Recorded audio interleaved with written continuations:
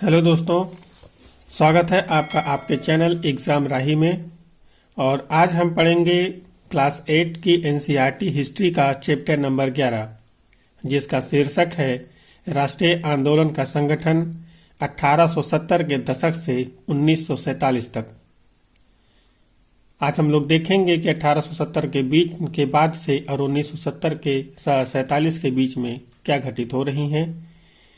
उससे पहले आपसे एक निवेदन है कि आप इस क्लास को अधिक से अधिक शेयर करें, ज़्यादा से ज़्यादा लोगों तक पहुंचाएं, जिससे एनसीईआरटी पढ़ने का जो सिस्टम है वो अधिक से अधिक लोगों तक पहुंच सके और ज़्यादा से ज़्यादा लोग हमारे साथ जुड़ करके एनसीईआरटी पढ़ने का फ़ायदा उठा सकें। और आप अपनी पढ़ाई पर निरंतर बने रहिए, जिससे आपको आपका एग्ज़ाम क्वालिफाई करने में आसानी हो। तो चलिए हम लोग शुरू करते हैं अपने चैप्टर को। पिछले अध्यायों में हम निम्नलिखित का अध्ययन कर चुके हैं, अर्थात हम लोग देखेंगे कि पीछे हम लोग क्या क्या पढ़ चुके हैं। भारतीय भूक्षेत्र पर अंग्रेजों का कब्जा और रियासतों का अधिग्रहण, नए कानूनों और प्रशासकीय संस्थाओं की शुरुआत, किसानों और आदिवासियों की जिंदगी में बदलाव, 19वीं सदी में आए शैक्षणिक बदलाव, महिलाओं को स्थिति से संबंधित वाद विवाद, जाति व्यवस्था को चुनौती, सामाजिक एवं धार्मिक सुधार, 1857 का विद्रोह और उसके बाद की स्थिति, हस्तकलाओं का पतन और उद्योगों का विकास। इतनी चीज़ें हम पीछे पढ़ चुके हैं। इन मुद्दों के बारे में आपने जो कुछ पढ़ा उसके आधार पर क्या आपको ऐसा लगता है कि भारत के लोग ब्रिटिश शासन से असंतुष्ट थे? यदि हाँ, तो विभिन्न समूह और वर्ग क्यों असंतुष्ट थे? अर्थात आपने पीछे जितने सारे टॉपिक पढ़े हैं, ये जितने चैप्टर पढ़े हैं, उनके आधार पे क्या आपको लगता है कि जो भारतीय थे वो ब्रिटिश के शासन से असंतुष्ट थे? अगर असंतुष्ट थे तो क्यों असंतुष्ट थे, आपको ये बताना है। राष्ट्रवाद का उदय। अब हम लोग देखेंगे कि राष्ट्रवाद का उदय कैसे हो रहा है, लोगों के बीच में राष्ट्रवाद का संचार कैसे हो रहा है, ये चीज़ें हम आगे देखेंगे। उपरोक्त बदलाव ने लोगों को एक अहम सवाल के बारे में सोचने के लिए विवश कर दिया। यह देश क्या है और किसके लिए है? इसका जवाब धीरे धीरे इस रूप में सामने आया। भारत का मतलब है यहाँ की जनता, भारत यहाँ रहने वाले किसी भी वर्ग, रंग, जाति, पंथ, भाषा या जेंडर वाले तमाम लोगों का घर। यह देश और इसके सारे संसाधन, इसकी सारी व्यवस्था उन सभी के लिए है।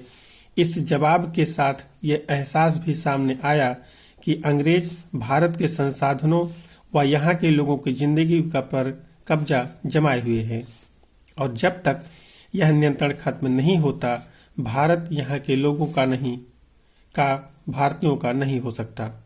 अर्थात जब तक ये सारे नियंत्रण ऊपर से नहीं खत्म हो जाते, अंग्रेजों का नियंत्रण भारतीयों के ऊपर से खत्म नहीं हो जाते, तब तक भारत यहाँ के लोगों का नहीं है, भारतीयों का नहीं हो सकता है। अर्थात ये किसी और का है और इस पर कोई और काबिज हुआ है। यह चेतना 1850 के बाद बने राजनीतिक संगठनों में साफ दिखाई देने लगी थी। अर्थात जो राष्ट्रवाद की चेतना है और भारत भारतीयों के लिए है, यह जो चेतना है वो 1850 के बाद बने जितने राजनीतिक संगठन हैं उसमें दिखाई देने लगे हैं। या यूँ कह लीजिए कि जो संगठन बन रहे हैं वो बन ही इसीलिए रहे हैं जिससे राष्ट्रवाद का एक तरह से संचार किया जा सके। 1870 और 1880 के दशकों में बने राजनीतिक संगठनों में यह चेतना और गहरी हो चुकी थी।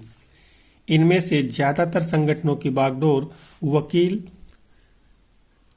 आदि अंग्रेजी शिक्षित पेशेवरों के हाथों में थी। पूना सार्वजनिक सभा, इंडियन एसोसिएशन, मद्रास महाजन सभा, बॉम्बे रेजिडेंसी एसोसिएशन और भारतीय राष्ट्रीय कांग्रेस आदि इस तरह के प्रमुख संगठन थे। अर्थात ये जो सारे संगठन थे, पूना सार्वजनिक सभा हो गया, इंडियन एसोसिएशन हो गया, मद्रास महाजन सभा हो गया, बॉम्बे रेजिडेंसी एसोसिएशन हो गया, भारतीय राष्ट्रीय कांग्रेस हो गया, ये सारे संगठन या यूँ कह लीजिए इन सारे संगठनों का जन्म जो था वो 1870 से 1880 के आसपास के दशकों में होता है। और ये सारे अपने उदय के समय में ही राष्ट्रवाद की भावना से ओतप्रोत थे। पुनः सार्वजनिक सभा नाम को गौर से देखिए। सार्वजनिक का मतलब होता है सब लोगों का या सबके लिए। सर्व बराबर सभी और जनिक बराबर लोगों का, अर्थात सब लोगों का सबके लिए। हालांकि इनमें से बहुत सारे संगठन देश के खास हिस्सों में काम कर रहे थे, लेकिन वे अपने लक्ष्य को भारत के सभी लोगों का लक्ष्य बताते थे। उनके मुताबिक उनके लक्ष्य किसी खास इलाके, समुदाय या वर्ग के लक्ष्य नहीं थे। वे इस बात सोच के साथ काम कर रहे थे कि लोग संप्रभु हों। संप्रभुता एक आधुनिक विचार और राष्ट्रवाद का बुनियादी तत्व होता है। ये संगठन इस धारणा से चलते थे कि भारतीय जनता को अपने मामलों के बारे में फैसले लेने की आज़ादी होनी चाहिए। अर्थात यहाँ पे आपने जो देखा संप्रभु शब्द है, इसका मतलब होता है कि जहाँ भी हम रह रहे हैं, जो भी हमारा कार्य है, उसमें कोई भी बाहरी हस्तक्षेप ना हो, उसको हम किसी भी बाहरी हस्तक्षेप के बिना कर सकें। अर्थात बिना किसी बाहरी हस्तक्षेप के हम जब किसी कार्य को कर रहे होते हैं तो वो संप्रभु होता है। तो इसमें हमने देखा कि जो संस्था है वो किस तरह से लोगों के जीवन में और राष्ट्र के हिसाब से बदलाव करने की कोशिश कर रही है, विचार लाने की कोशिश कर रही है, जिससे वो संप्रभु बन सके और अपने मामलों में खुद निर्णय ले सके और उन्हें किसी अन्य की आवश्यकता ना हो और कोई भी उनके निर्णय में दखलंदाजी ना कर सके। 1870 और 1880 के दशकों में ब्रिटिश शासन के प्रति असंतोष और ज़्यादा गहरा हुआ। 1878 में आर्म्स एक्ट पारित किया गया, जिसके जरिए भारतीयों द्वारा अपने खास हथियार रखने का अधिकार छीन लिया गया। अर्थात आर्म्स एक्ट में 1878 में जो आर्म्स एक्ट पारित होता है, उसमें भारतीय जो अपने पास हथियार रख सकते थे, अब उस अधिकार को भी ब्रिटिशों के द्वारा छीन लिया जाता है।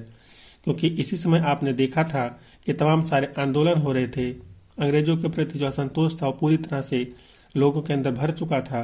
तो ब्रिटिशों को डर था कि अगर लोगों के पास हथियार होगा तो उनके लिए आसान होगा ब्रिटिशों के खिलाफ बगावत करने में।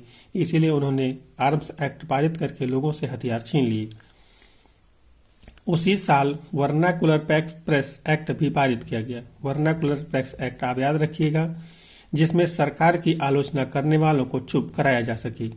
अब यहाँ पे जो वर्नाकुलर प्रेस एक्ट है, इसके अंतर्गत जो उस वक्त पेपर छप रहे थे, मैगजीनें छप रही थी, उन पे रोक लगाया जा रहा है, क्योंकि यही लोग ब्रिटिश सरकार की आलोचना करते थे और अब ये लोग इनकी आलोचना ना कर सके, इसीलिए इसको पारित करके इन पर प्रतिबंध लगा दिया गया। इस कानून में प्रावधान था कि अगर किसी अखबार में कोई आपत्तिजनक चीज छपती है तो सरकार उसकी प्रिंटिंग प्रेस सहित सारी संपत्ति को जब्त कर सकती है। अर्थात इसमें आपत्तिजनक चीज की जो बात की जा रही है, इसका तात्पर्य है ब्रिटिश के खिलाफ कोई भी बात। अगर ब्रिटिशों के खिलाफ आप कोई बात छापते हैं तो वो आपत्तिजनक मानी जाएगी और आपकी जो प्रेस है वो पूरी तरह से ब्रिटिशों के द्वारा छीन ली जाएगी और बंद कर दी जाएगी। तो आपने देखा कि एक तरह से यहाँ पे जो मीडिया है उस पर सेंसरशिप लगा दी जा रही है। तो आप लोग याद रखिएगा कि जो वर्नाकुलर प्रेस एक्ट है उसी पे, और इस मतलब इसको 1878 में पारित किया जाता है और इसी के द्वारा जो भारतीय प्रेस है उस पर प्रतिबंध लगा दिया जाता है। 1883 में सरकार ने इल्बर्ट बिल लागू करने का प्रयास किया। इसको लेकर काफ़ी हंगामा हुआ। इस विधेयक में प्रावधान किया गया था कि भारतीय न्यायाधीश भी ब्रिटिश या यूरोपीय व्यक्तियों पर मुकदमे चला सकते हैं, ताकि भारत में काम करने वाले अंग्रेज और भारतीय न्यायाधीशों के बीच समानता स्थापित की जा सके।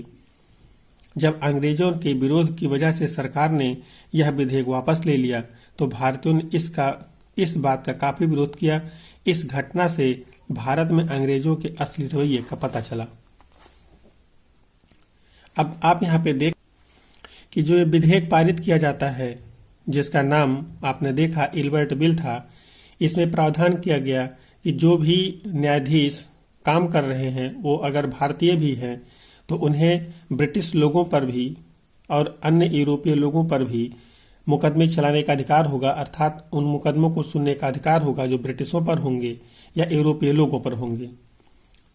इस को लेकर के कहीं न कहीं भारतीयों के अंदर एक खुशी की लहर थी कि हम भी ऐसा कुछ कर पाएंगे। लेकिन इस कानून का स्वयं ब्रिटिश के जो अधिकारी थे भारत में, उन्होंने विरोध किया और इस बिल को वापस करवा लिया, जिससे कोई भी भारतीय ब्रिटिश पे मुकदमा ना चला सके, उसकी सुनवाई ना कर सके और उन्हें कोई भी सजा ना दे सके, क्योंकि वो कभी नहीं चाहेंगे कि जिनके ऊपर वो शासन कर रहे हैं वही उनको एक तरह से सजा सुनाए। तो उसको उन्होंने वापस करवा लिया।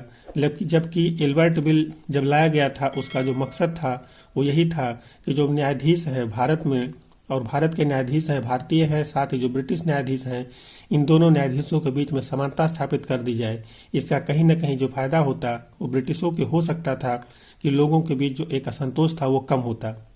लेकिन जो भारत के अधिकारी थे ब्रिटिश के रूप में, उन्होंने इस बिल का विरोध किया और इसे वापस करवा लिया। और इससे ये हुआ कि जो भारतीय जनता थी इसमें भी इस बात को लेकर के काफ़ी असंतोष हुआ। पढ़े लिखे भारतीयों की एक अखिल भारतीय संगठन की जरूरत 1880 से ही महसूस की जा रही थी, परंतु एल्बर्ट विधेयक ने इस चाह को और गहरा कर दिया था। 1885 में देश भर के 72 प्रतिनिधियों ने बंबई में सभा करके भारतीय राष्ट्रीय कांग्रेस की स्थापना का फैसला किया। अब आप यहाँ पे ध्यान रखिएगा, जो भारतीय राष्ट्रीय कांग्रेस की स्थापना है वो 1885 में हो रही है। संगठन के प्रारंभिक नेता दादा भाई नौरोजी, फिरोज शाह मेहता, बदरुद्दीन तैयब जी, डब्ल्यू.सी. बनर्जी, सुरेंद्र नाथ बनर्जी, सोमेश चंद्र दत्त, एस. सुब्रमण्यम अय्यर एवं अन्य प्रायः बंबई और कलकत्ता के ही थे। अर्थात जो भारतीय राष्ट्रीय कांग्रेस स्थापित करने की एक प्रतिनिधि सभा है, उसमें जो ज़्यादातर लोग हैं वो कलकत्ता और बंबई से ही शामिल हैं। नौरोजी व्यवसायी और प्रचारक थे। प्रचारक का अर्थ होता है किसी बात को भाषणों के जरिए, बैठकों के जरिए, रिपोर्ट्स के जरिए लोगों के बीच में लेके जाना या उन्हें उन बातों को बताना। वे लंदन में रहते थे और कुछ समय के लिए ब्रिटिश संसद के सदस्य भी रहे।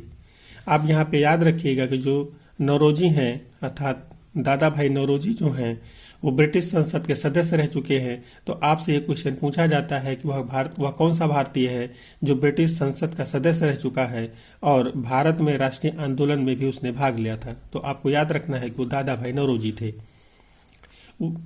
उन्होंने युवा राष्ट्रवादियों का मार्गदर्शन किया। सेवानिवृत्त ब्रिटिश अफसर एवं ह्यूम ने भी विभिन्न क्षेत्रों के भारतीयों को निकट लाने में अहम भूमिका अदा की।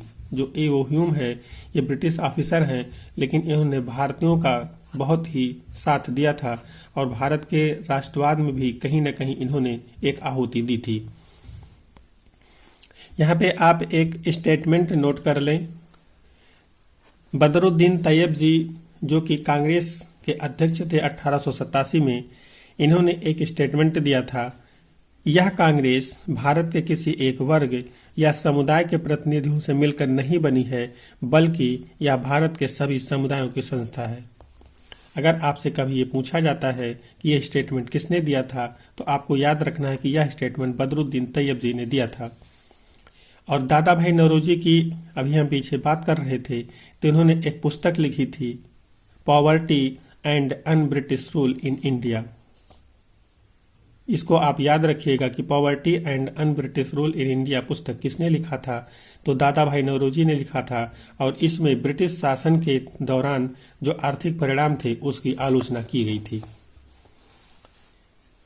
आगे हम लोग देखते हैं उभरता हुआ राष्ट्र। अक्सर कहा जाता है कि अपने पहले 20 सालों में कांग्रेस अपने उद्देश्य और तरीकों के लिहाज से मध्य मार्ग की पार्टी थी। इस दौरान कांग्रेस ने सरकार और शासन में भारतीयों को और ज़्यादा जगह दिए जाने के लिए आवाज़ उठाई। कांग्रेस का आग्रह था कि विधान परिषदों में भारतीयों को ज़्यादा जगह दी जाए, परिषदों को ज़्यादा अधिकार दिए जाएं और जिन प्रांतों में परिषदें नहीं हैं वहां उनका गठन किया जाए। कांग्रेस चाहती थी कि सरकार में भारतीयों को भी ऊंचे पद दिए जाएं। इस काम के लिए उसने मांग की कि सिविल सेवा के लिए लंदन के साथ साथ भारत में भी परीक्षा आयोजित की जाए। अब आप देख रहे हैं जो कांग्रेस है वो कौन कौन से अधिकारों की बात कर रही है, किन किन सुविधाओं की बात कर रही है भारतीयों के बारे में। वो चाह रही है कि परिषद में भारतीयों को, विधान परिषद में भारतीयों को जगह दी जाए, ज़्यादा से ज़्यादा लोग यहाँ से हों, प्रांतों में जहाँ परिषदें नहीं हैं वहाँ परिषदों का गठन किया जाए, और जो भारतीय हैं उनको ऊंचे से ऊंचे पद भी दिया जाए। साथ ही जो सिविल सेवा परीक्षा है वो लंदन के साथ साथ भारत में भी आयोजित किया जाए। कांग्रेस अपने शुरुआती के समय में इन सारे मांगों को ब्रिटिश शासन से कर रही है, लेकिन ब्रिटिश शासन सुनने को तैयार नहीं है। शासन व्यवस्था के भारतीयकरण की मांग नस्लवाद के खिलाफ चल रहे आंदोलन का एक हिस्सा थी, क्योंकि तब तक ज़्यादातर महत्वपूर्ण नौकरियों पर गोरे अफसरों का ही कब्जा था। नस्लवाद का मतलब आप लोग समझ रहे होंगे, जान रहे होंगे। इसका अर्थ होता है काले और गोरे, अर्थात अलग अलग नस्ल के लोग, अलग अलग विभिन्न शारीरिक संरचना के रोग आप कह सकते हैं, जिसमें काले और गोरे का संदर्भ लिया जाता है। अंग्रेज आमतौर पर यह मानकर चलते थे कि भारतीयों को जिम्मेदारी पद भरे पद नहीं दिए जा सकते, क्योंकि अंग्रेज अफसर अपने भारी भरकम वेतन का एक बड़ा हिस्सा ब्रिटेन भेज देते थे। इसलिए लोगों को उम्मीद थी कि भारतीयकरण से यहाँ की धन संपत्ति भी कुछ हद तक भारत में रुकने लगेगी। भारतीयों की मांग थी कि न्यायपालिका को कार्यपालिका से अलग किया जाए, आर्म्स एक्ट को निरस्त किया जाए और अभिव्यक्ति व बोलने की स्वतंत्रता दी जाए। अब जो भारतीय हैं वो अपनी मांगों के तहत अब आगे और आगे निकल रहे हैं, और वो अब तमाम कानूनों को, जिसमें कि आर्म्स एक्ट है, जिसमें कि उन्होंने उनसे हथियार छीन लिए गए थे, आगे जो वर्नाकुलर प्रेस एक्ट था उसके माध्यम से उसमें पेपरों में कुछ छापने की मनाही कर दी गई थी। अब जो भारतीय हैं वो चाह रहे हैं कि इन सारी चीज़ों को वापस लिया जाए और उन्हें उनके ये अधिकार दिए जाएं। साथ ही जो पद हैं, बड़े बड़े पद हैं, उन पे भी भारतीयों को काबिज किया जाए। लेकिन ब्रिटिश ऐसा नहीं करना चाहते, क्योंकि अगर वो ऐसा करेंगे तो जो उनके भारी भरकम वेतन हुआ करते हैं वो भारतीयों को भी देना पड़ेगा और वो पैसा भारत में रह जाएगा, जबकि ब्रिटिश भारत से मिला हुआ सारा पैसा अपने देश भेज देते थे। शुरुआती सालों में कांग्रेस ने कई आर्थिक मुद्दे भी उठाए। उसका कहना था कि भारत में ब्रिटिश शासन की वजह से ही गरीबी और अकाल पड़ रहे हैं। बढ़ते लगान के कारण काश्तकार और जमींदार विपन्न हो गए थे, और अनाजों के भारी निर्यात की वजह से खाद्य पदार्थों का भाव पैदा हो गया था। कांग्रेस की मांग थी कि लगान कम किए जाएं, फौजी खर्चों में कटौती की जाए और सिंचाई के लिए ज़्यादा अनुदान दिए जाएं। उसमें नमक कर, विदेशों से भारतीय मजदूरों के साथ होने वाले बर्ताव तथा भारतीयों के कामों में दखलंदाजी करने वाले वन प्रशासन की वजह से वनवासियों की बढ़ती मुसीबतों के बारे में बहुत सारे प्रस्ताव पारित किए। इससे पता चलता है कि पढ़े लिखे संपन्न वर्ग की संस्था होते हुए भी कांग्रेस केवल पेशेवर समूहों, जमींदारों और उद्योगपतियों के हक में ही नहीं बोल रही थी। यहाँ पे हमने देखा, जिन जिन चीज़ों के बारे में हमने देखा कि कैसे लगान की वजह से लोगों का जीवन प्रभावित हो रहा था, वन कानून आने की वजह से कैसे वन में रहने वाले या जो वन पे डिपेंड थे उनके अधिकार कैसे प्रभावित हुए, और तमाम तरह के हमने पीछे सारी चीज़ों को पढ़ा हुआ है। और जो कांग्रेस है वो अपने स्थापना के बाद इन्हीं सारे मुद्दों को भी उठा रही है। तो इससे ऐसा लगता है कि जो कांग्रेस है वो सिर्फ और सिर्फ जमींदारों और उद्योगपतियों के लिए बात नहीं करती, बल्कि वह गरीब से गरीब तबके के लिए भी बात कर रही है। जबकि देखा जाएगा तो जो कांग्रेस है, कांग्रेस का जो संगठन है, उसमें ज़्यादातर जो है वो पेशेवर वकील हैं और मतलब एक तरह से कह लीजिए कि पढ़े लिखे संपन्न वर्गों की वो संस्था थी। लेकिन उसने सिर्फ पढ़े लिखे लोगों की बात नहीं किया, बल्कि समाज के सभी वर्गों के बारे में बात किया। मध्यमार्गी नेता जनता को ब्रिटिश शासन के अन्यायपूर्ण चरित्र से अवगत कराना चाहते थे। उन्होंने अखबार निकाले, लेख लिखे और यह साबित करने का प्रयास किया कि ब्रिटिश शासन देश को आर्थिक तबाही की ओर ले जा रहा है। उन्होंने अपने भाषणों में ब्रिटिश शासन की निंदा की और जनमत निर्माण के लिए देश के विभिन्न भागों में अपने प्रतिनिधि भेजे। लेकिन मध्य मार्गियों को ये भी लगता था कि अंग्रेज स्वतंत्रता व न्याय के आदर्शों का सम्मान करते हैं, इसलिए वे भारतीयों की न्याय संगत मांगों को स्वीकार कर लेंगे। लिहाजा कांग्रेस का मानना था कि सरकार को भारतीयों की भावना से अवगत कराया जाना चाहिए। यहाँ पे आप जो एक शब्द देख रहे हैं मध्यमार्गी का अर्थ होता है कि ना तो उग्रता का भाव रखना, ना ही बिल्कुल नरम भाव रखना, दोनों के बीच में रहना, सरकार से भी बात करना और जनता को भी इकट्ठा करना। तो यहाँ पे जो कांग्रेस के नेता हैं ये भारतीय जनता को भी उनके अधिकारों से अवगत करा रहे हैं और उन्हें अपने साथ जोड़ने की कोशिश कर रहे हैं और उनके साथ घुल मिल रहे हैं। साथ ही उनका मानना है कि जो उनकी मांगे हैं वो एक तरह से भारतीयों के लिए हैं, तो वो जो ब्रिटिश हैं अगर उनके सामने उन मांगों को रखते हैं तो ब्रिटिश उन मांगों को स्वीकार करेंगे। लेकिन कहीं न कहीं हम जब अभी तक देखते आए हैं जो ब्रिटिश हैं वो हर जगह अपनी मनमानी कर रहे हैं, कहीं भी भारतीयों के हक की बात नहीं करते हैं। जहां भी उनका अपना हक होता है, जहां भी उनका अपना काम होता है, सिर्फ उन्हीं को ध्यान देते हैं, बाकी से उनको कोई मतलब नहीं होता। अगर उन्हें मतलब ही होता तो भारतीयों पर लगान की वजह से जो दिक्कतें आ रही थी कहीं न कहीं उन्होंने उसको कम किया होता, लेकिन ऐसा नहीं हुआ। लेकिन अगर हम उसी में थोड़ा सा और बात करें तो कुछ चीज़ें थीं जिसमें अंग्रेज़ों ने ध्यान दिया था। जैसे आपने सती प्रथा देखा था, उस पर भी अंग्रेज़ों ने सुधार किया था। बाल विवाह पर भी कानून लाया था और लड़के और लड़कियों की उम्र निश्चित कर दी थी कि इसके पहले आप शादी नहीं कर सकते। लेकिन अभी कांग्रेस जिन मुद्दों की बात कर रही है उस पर कांग्रेस सुनने को तैयार नहीं है, क्योंकि अब जो कांग्रेस मुद्दे की बात कर रही है उससे भारतीयों और ब्रिटिशों में बराबरी का भाव आ जाएगा। स्वतंत्रता हमारा जन्म सिद्ध अधिकार है। 1890 के दशक तक बहुत सारे लोग कांग्रेस के राजनीतिक तौर तरीकों पर सवाल खड़ा करने लगे थे। बंगाल, पंजाब और महाराष्ट्र में बिपिन चंद्र पाल, बाल गंगाधर तिलक और लाला लाजपत राय जैसे नेता ज़्यादा आमूल परिवर्तनवादी उद्देश्य और पद्धतियों के अनुरूप काम करने लगे थे। उन्होंने निवेदन की राजनीति के लिए नरमपंथियों की आलोचना की और आत्मनिर्भरता तथा रचनात्मक कामों के महत्व पर जोर दिया। उनका कहना था कि लोगों को सरकार के नेक इरादे पर नहीं बल्कि अपनी ताकत पर भरोसा करना चाहिए। लोगों को स्वराज के लिए लड़ना चाहिए। तिलक ने नारा दिया, स्वतंत्रता मेरा जन्म सिद्ध अधिकार है और मैं इसे लेकर रहूंगा। अब आप देख रहे हैं कि जो बिपिन चंद्र पाल हैं, बाल गंगाधर तिलक हैं, लाला लाजपत राय हैं, इन्हें इतिहास में उग्र दल के नेता के रूप में जाना जाता है।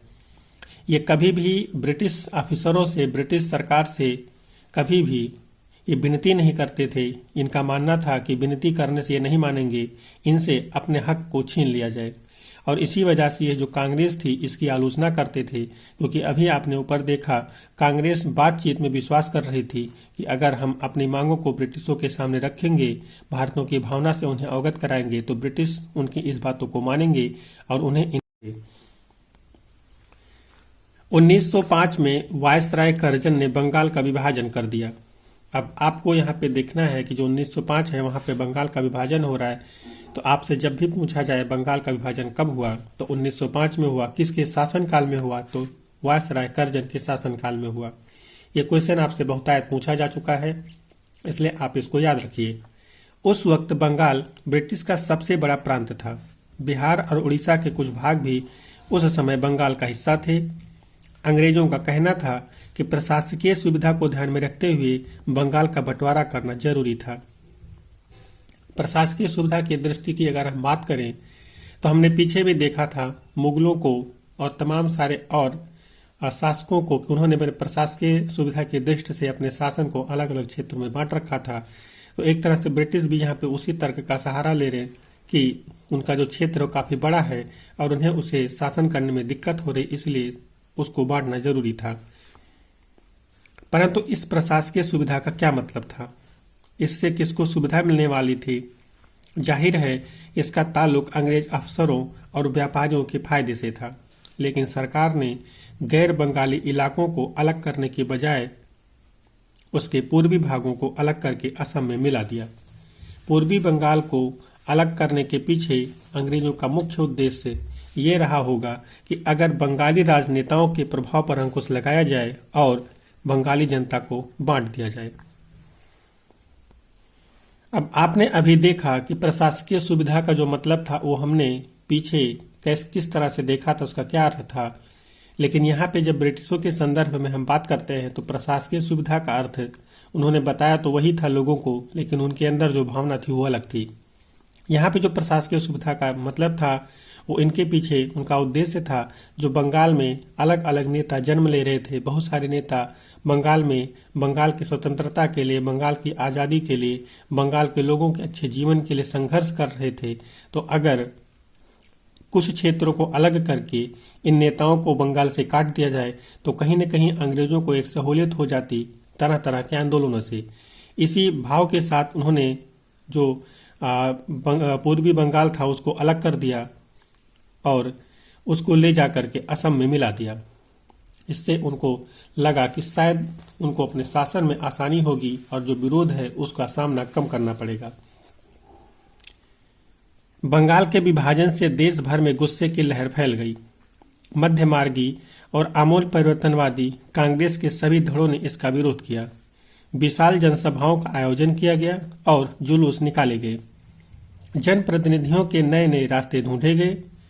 इससे जो संघर्ष उपजा उसे स्वदेशी आंदोलन के नाम से जाना जाता है।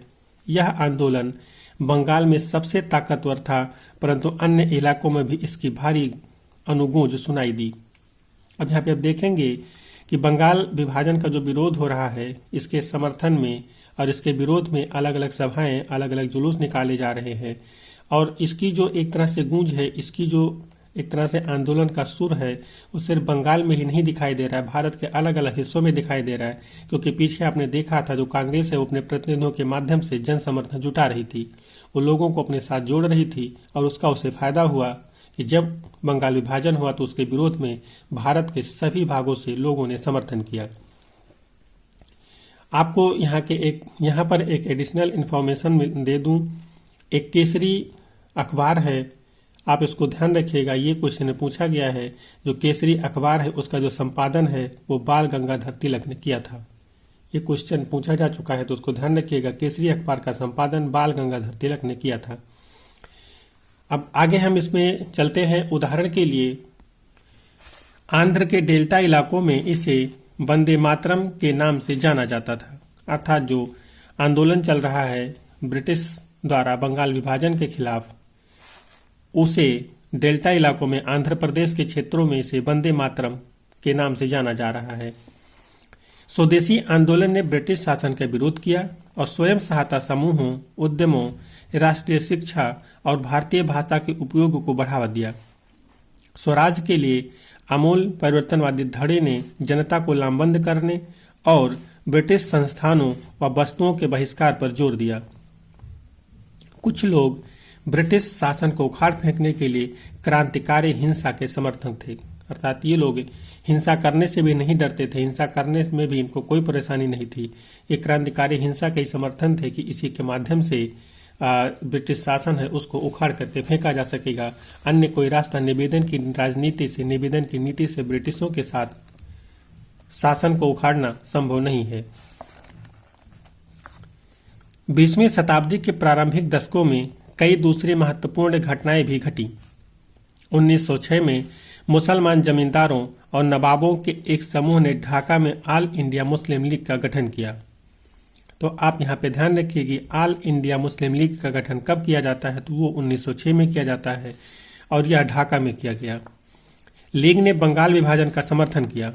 लीग की मांग थी कि मुसलमानों के लिए अलग निर्वाचिका की व्यवस्था की जाए। 1909 में सरकार ने यह मांग मान ली। अब परिषदों में कुछ सीटें मुसलमान उम्मीदवारों के लिए आरक्षित कर दी गईं, जिन्हें मुस्लिम मतदाताओं द्वारा ही चुनकर भेजा जाना था। इससे राजनेताओं में अपने धार्मिक समुदाय के लोगों को अपना राजनीतिक समर्थक बनाने का लालच पैदा हो गया। अब यहाँ पे देखिए, जो एक संस्था जन्म ले रही है ऑल इंडिया मुस्लिम लीग, इसने बंगाल विभाजन का समर्थन किया और कहीं ना कहीं इसका स्वार्थ उसमें छुपा हुआ था कि अगर ये उसका समर्थन करती है तो ब्रिटिश उसे कहीं ना कहीं नरमी के भाव से देखेंगे। और उसी नरमी के भाव का फायदा उठा करके इन्होंने मांग किया कि मुसलमानों के लिए एक अलग निर्वाचिका बनाई जाए। जिसमें सिर्फ मुस्लिम ही वोट दे सकें और मुस्लिम ही प्रतिनिधि हो सके। इसका इन्हें फायदा भी मिला। 1909 में सरकार ने इनकी इस मांग को मान लिया और अब जो परिषद थी उसमें मुसलमानों के लिए कुछ सीटें आरक्षित कर दी गईं, जिसमें उनका चुनाव सिर्फ और सिर्फ मुसलमान मतदाता ही कर सकते थे। उन्हें अन्य किसी धर्म के व्यक्तियों द्वारा वोट नहीं दिया जा सकता था। तो इस तरह से जब अंग्रेजों ने इनकी यह मांग मानी तो आप देखेंगे कि इसकी जो परिणति होगी वो अन्य समुदायों में भी होगी, अन्य धर्मों में भी होगी, और वो लोग भी इसी तरह के मांग की बात करेंगे। वो भी अब ऐसा नेता बनने की कोशिश करेंगे जिससे वो अपने धर्मों के लिए कुछ सीटें आरक्षित कर लें और लोगों के बीच अपनी एक तरह से जो पैठ है वो मजबूत कर लें। ब्रिटिशों का कहीं ना कहीं अंदर से जो भावना रहा होगा, ये जरूर रहा होगा कि अगर इस तरह से वो करते हैं तो लोगों को और भारत के इस आंदोलन को एक तरह से समाप्त किया जा सकेगा। लोग अपने अपने में फंस जाएंगे और विरोध करने वाला कोई नहीं बचेगा। 1907 में कांग्रेस टूट गई। अब यहाँ पे आप याद रखिएगा, 1907 में कांग्रेस टूट गई, अर्थात 1907 में कांग्रेस का विभाजन हो गया। मध्यमार्गी धड़ा बहिष्कार की राजनीति के विरुद्ध था। इन लोगों का मानना था कि इसके लिए बल प्रयोग की आवश्यकता होती है, जो कि सही नहीं है। संगठन टूटने के बाद कांग्रेस पर मध्यमार्गी धड़े का दबदबा बन गया, जबकि तिलक के अनुयायी बाहर से काम करने लगे। दिसंबर 1915 में दोनों खेमों में एक बार फिर एकता स्थापित हुई।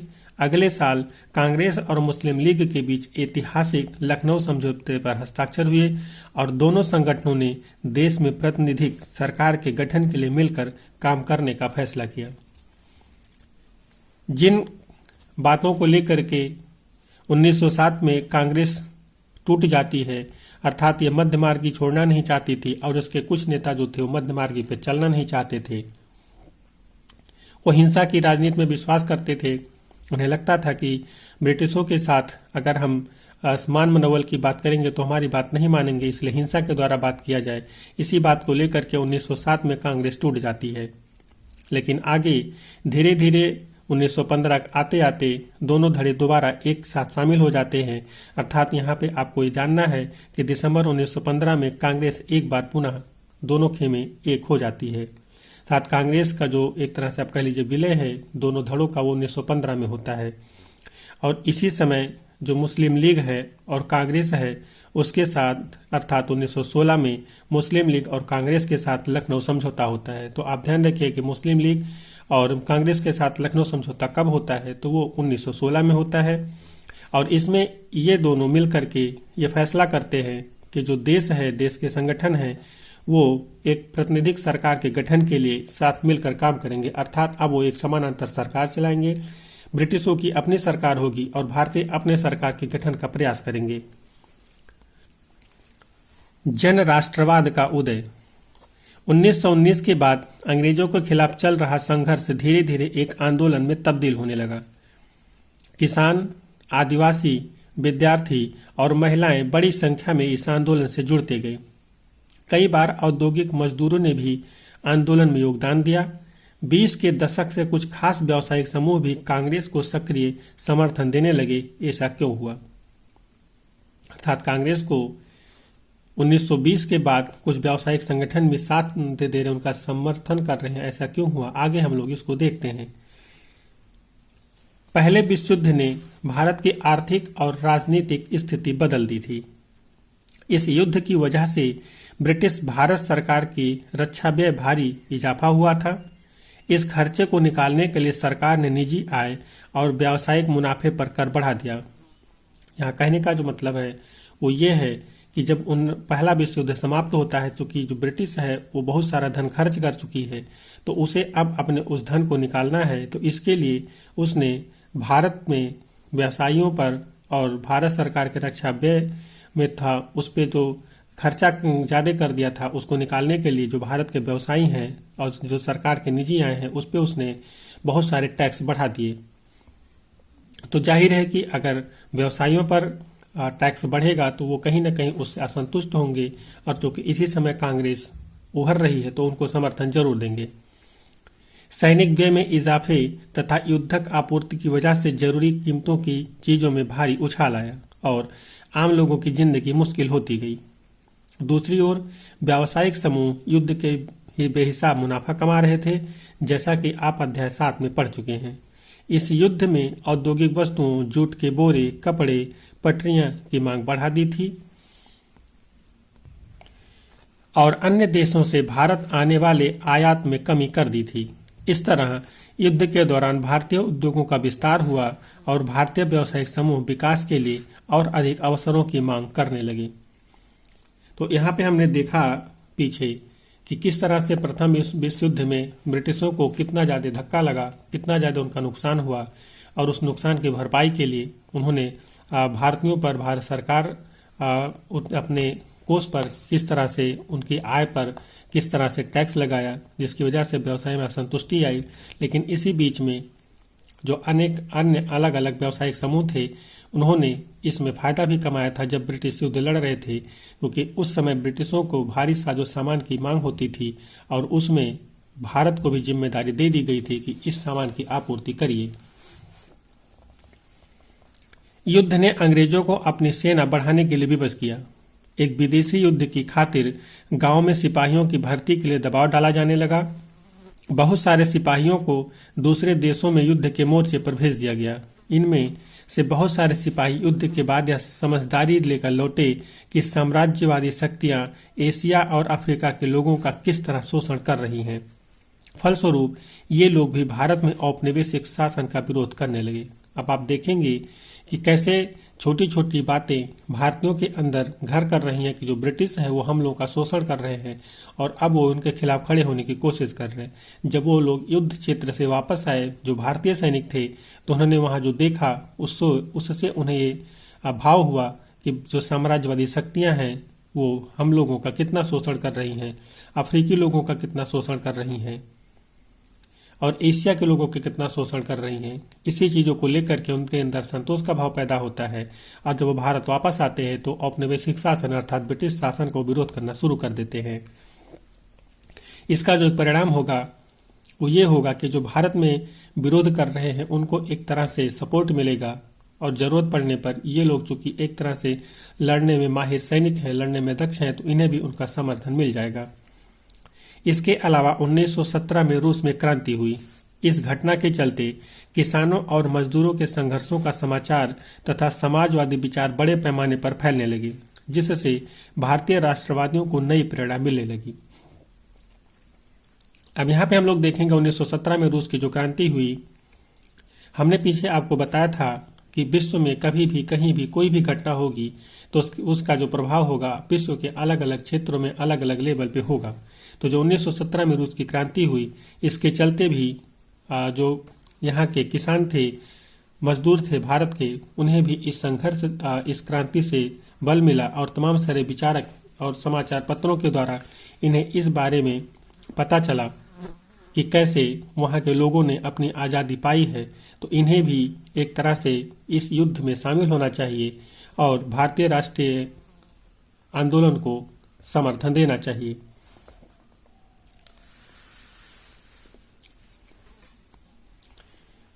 आगे हम लोग देखते हैं महात्मा गांधी का आगमन।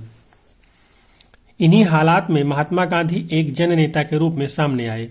गांधी जी 46 वर्ष की उम्र में 1915 में दक्षिण अफ्रीका से भारत लौटे। अब यहाँ पे याद रखिएगा कि महात्मा गांधी भारत कब लौटे, तो 1915 में लौटे। और वो कहाँ थे उस वक्त? तो दक्षिण अफ्रीका में थे। वो वहाँ पर नस्ल भेदी पाबंदियों के खिलाफ अहिंसक आंदोलन चला रहे थे और अंतर्राष्ट्रीय स्तर पर उनकी अच्छी मान्यता थी और लोग उनका आदर करते थे। गांधी जी जब दक्षिण अफ्रीका में थे तो वहाँ पर वो वहाँ के लोगों से मिल करके नस्ल भेद के खिलाफ आंदोलन चला रहे थे, इसलिए उनकी जो जानकारी थी वो लोगों को थी, वो गांधी के बारे में जानते थे और अलग अलग लेवल पर गांधी को लोग सम्मान की दृष्टि से देखते थे।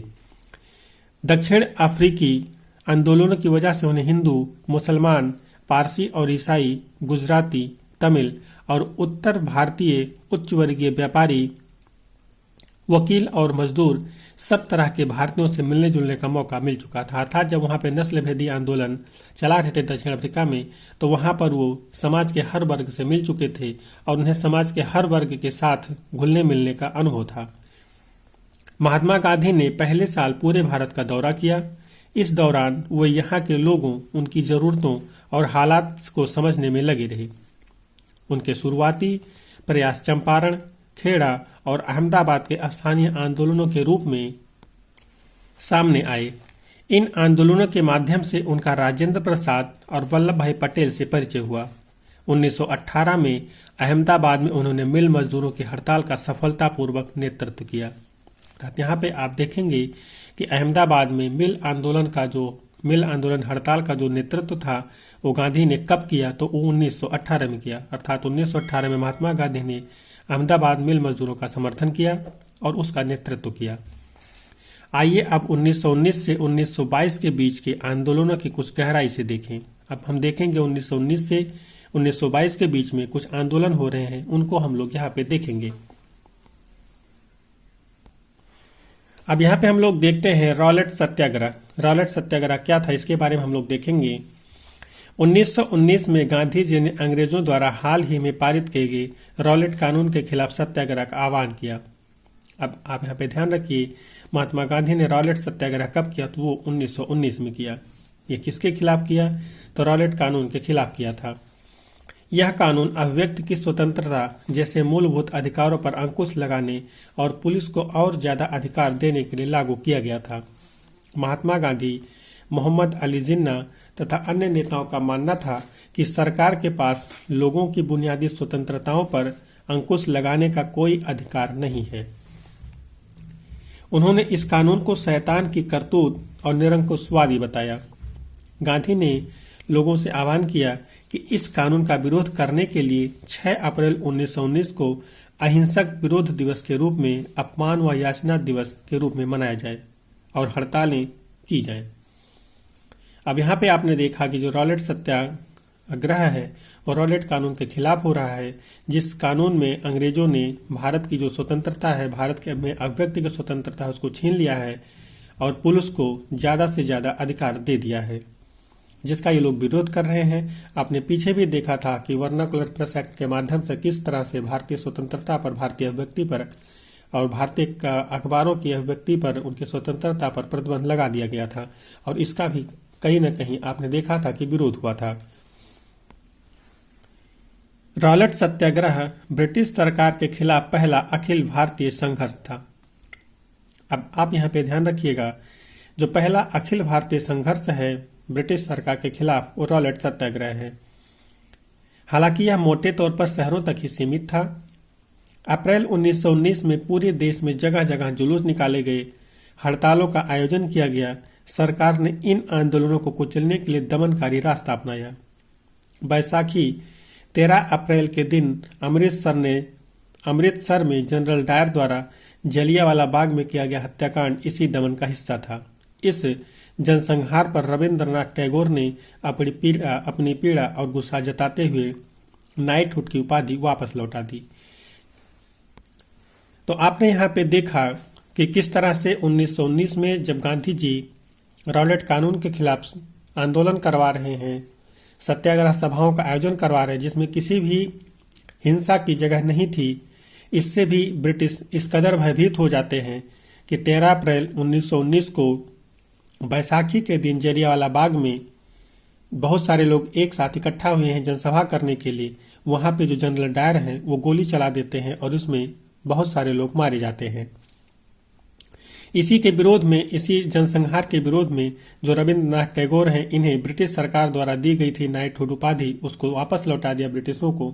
जो नाइटहुड उपाधि होती है वो ब्रिटिश राजा रानी की तरफ से किसी व्यक्ति को दी जाती थी उसकी अप्रतिम व्यक्तिगत सेवाओं के लिए या सफलताओं के लिए जो उन्होंने किया होता था, उसके एवज में नाइटहुड उपाधि प्रदान की जाती थी। इन्होंने इस कांड से गुस्से में और इस कांड का समर्थन इस कांड का विरोध करते हुए अपनी नाइटहुड की उपाधि ब्रिटिश सरकार को वापस लौटा दिया।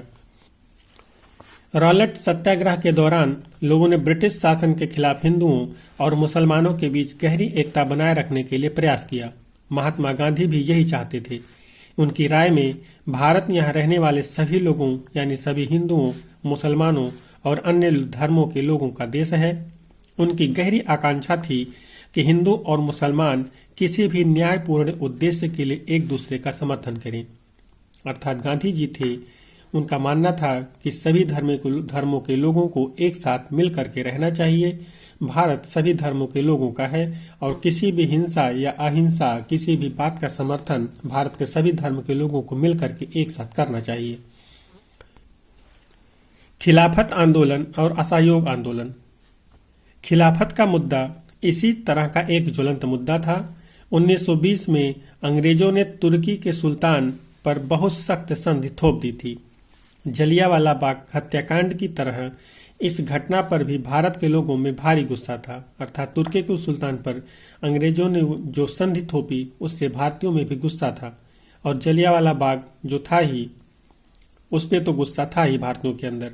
भारतीय मुसलमान यह भी चाहते थे कि पुराने ऑटोमन साम्राज्य में स्थित पवित्र मुस्लिम स्थानों पर खलीफा का नियंत्रण बना रहना चाहिए।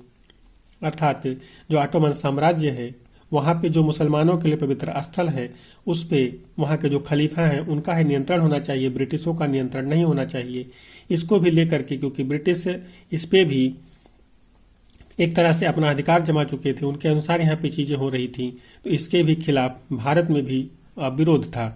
खिलाफत आंदोलन के नेता मोहम्मद अली और शौकत अली अब एक सर्वव्यापी असहयोग आंदोलन शुरू करना चाहते थे।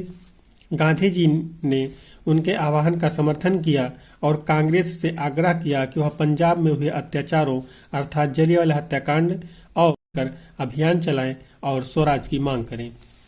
अब यहाँ पर हम लोग देख रहे हैं जो खिलाफत आंदोलन है उसका महात्मा गांधी भी समर्थन कर रहे हैं और कांग्रेस से आह्वान कर रहे हैं कि वो भी इस आंदोलन का समर्थन करे और मिल करके स्वराज की मांग करे और खिलाफत में और जलियांवाला बाग में हुए जो हत्याकांड हैं इनके विरुद्ध मिल करके एक तरह से ब्रिटिश सरकार के खिलाफ अभियान चलाए। 1921-22 के दौरान असहयोग आंदोलन को और गति मिली। हजारों विद्यार्थियों ने सरकारी स्कूल कॉलेज छोड़ दिया। मोतीलाल नेहरू, C.R. दास, C. राजगोपालचारी और आसफ अली जैसे बहुत सारे वकीलों ने वकालत छोड़ दी। अंग्रेजों द्वारा दी गई उपाधियों को वापस लौटा दिया गया और विधान मंडलों का बहिष्कार किया गया। जगह जगह पर लोगों ने विदेशी कपड़ों की होली जलाई। 1920 से 1922 के बीच विदेशी कपड़ों के आयात में भारी गिरावट आ गई, परंतु यह तो आने वाले तूफान की सिर्फ एक झलक थी। देश के ज्यादातर हिस्से एक भारी विद्रोह के मुहाने पर खड़े थे।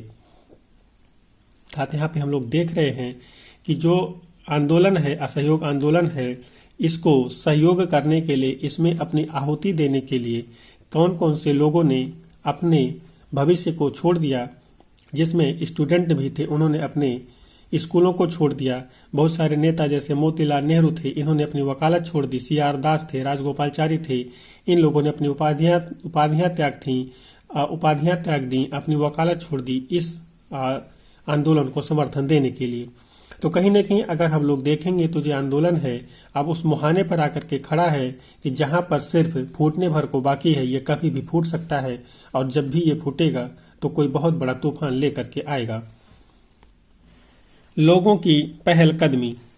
कई जगहों पर लोगों ने ब्रिटिश शासन का अहिंसक विरोध किया, लेकिन कई स्थानों पर विभिन्न वर्गों और समूहों ने गांधी जी के आह्वान के अपने हिसाब से अर्थ निकाले और इस तरह के रास्ते अपनाए जो गांधी जी के विचारों से मेल नहीं खाते थे।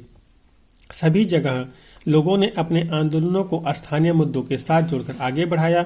आइए ऐसे कुछ उदाहरणों पर विचार करें। अर्थात कहीं कहीं जो गांधी के विचार थे उस पर भी लोगों ने अमल नहीं किया, बल्कि उसके उलट अमल किया। गांधी जी जो कि अहिंसक विरोध चाहते थे, लोग हिंसक विरोध पर भी उतरना चाहते थे और उनके जो अपने स्थानीय मुद्दे थे उनको लेकर के वो आगे बढ़ना चाहते थे। खेड़ा, गुजरात में पाटीदार किसानों ने अंग्रेजों द्वारा थोप दिए गए भारी लगान के खिलाफ अहिंसक अभियान चलाया। तटीय आंध्र प्रदेश और तमिलनाडु के भीतरी भागों में शराब की दुकानों की घेरीबंदी की गई। आंध्र प्रदेश के गुंटूर जिले में आदिवासी और गरीब किसानों ने बहुत सारे वन सत्याग्रह किए। इन सत्याग्रहों में कई बार वे चराई शुल्क अदा किए बिना भी अपने जानवरों को जंगल में छोड़ देते थे। उनका विरोध इसलिए था क्योंकि औपनिवेशिक सरकार ने वन संसाधनों पर उनके अधिकारों को बहुत सीमित कर दिया था। उन्हें यकीन था कि गांधी जी उन पर लगे कर कम करा देंगे और वन कानूनों को खत्म कर देंगे। बहुत सारे गांवों में किसानों ने स्वराज का ऐलान कर दिया, क्योंकि उन्हें उम्मीद थी कि गांधी राज जल्दी ही स्थापित होने वाला है। अब आप लोग देख रहे हैं कि गांधी जी की एक तरह से गांधी का समर्थन पाकर के कैसे देश के अलग अलग हिस्सों में, अलग अलग क्षेत्रों में, छोटे क्षेत्रों में भी कैसे गांधी से उम्मीद है कि वो उन लोगों को स्वराज दिला पाएंगे और साथ ही उनकी जो परेशानियां उनको हल कर पाएंगे। इसी बात को मानते हुए उन्होंने अलग अलग हिस्सों में सत्याग्रह किया, गांधी जी का समर्थन किया और कहीं ना कहीं गांधी जी को इस बात के लिए प्रेरित किया कि वो स्वराज की मांग को जल्दी ही पूर्ण करें और गांधी राज को जल्द से जल्द स्थापित करें, अर्थात जिसमें एक तरह से जो स्वराज्य है, गांधी राज्य में जो स्वराज्य है वो पूरी तरह से भारतीयों के हक में होगा। सिंध अर्थात मौजूदा पाकिस्तान में मुस्लिम व्यापारी और किसान खिलाफत के आह्वान पर बहुत उत्साहित थे। बंगाल में भी खिलाफत असहयोग के गठबंधन ने जबरदस्त सांप्रदायिक एकता को जन्म दिया और राष्ट्रीय आंदोलन को नई ताकत प्रदान की। अर्थात जो पाकिस्तान है वहाँ पर भी मुस्लिम व्यापारी और किसान खिलाफत के आह्वान पर उत्साहित थे, अर्थात उन्होंने भी वहाँ पे साथ दिया। बंगाल में भी उनको इसका जबरदस्त समर्थन मिला और यहीं से एक नई राष्ट्रीय आंदोलन को ताकत मिली, एक नया राष्ट्रीय आंदोलन जन्म लेता है। पंजाब में सिखों के अकाली आंदोलन ने अंग्रेजों की सहायता से गुरुद्वारों में जमे बैठे भ्रष्ट महंतों को हटाने के लिए आंदोलन चलाया। महंत जो होता है वो किसी भी, आप कह सकते हैं किसी भी धर्म के जो कर्ता धर्ता होते हैं, या मंदिर के, मस्जिद के, या जहाँ भी होते हैं उनको महंत आप कह सकते हैं। मस्जिद के संदर्भ में आप नहीं कह सकते, लेकिन आप मंदिरों के संदर्भ में कह सकते हैं। सिखों के संदर्भ, गुरुद्वारों के संदर्भ में कह सकते हैं जो महंत हैं वो धार्मिक कर्ता धर्ता होते हैं। यह आंदोलन असहयोग आंदोलन से काफी घनिष्ठ रूप से जुड़ा हुआ दिखाई देता था। असम में गांधी महाराज की जय के नारे लगाते हुए चाय बागान मजदूरों ने अपनी तनख्वाह में इजाफे की मांग शुरू कर दी। उन्होंने अंग्रेजी स्वाभिमान वाले बागानों की नौकरी छोड़ दी। उन्होंने अंग्रेजी स्वामित्व वाले बागानों की नौकरी छोड़ दी।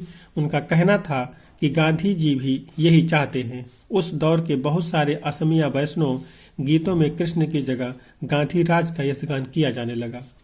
अब आप लोग यहाँ पे देख रहे हैं कि गांधी की किस स्तर पर स्वीकारोक्ति है, उनके किस तरह से स्वीकार किया जा रहा है कि उनके नाम पर लोग अपनी नौकरी छोड़ दे रहे हैं और गांधी को समर्थन देने के लिए गांधी राज का यशगान करने लगे हैं। जो वैष्णव गीत हैं उसमें भी अब कृष्ण की जगह गांधी का एक तरह से गान किया जाने लगा।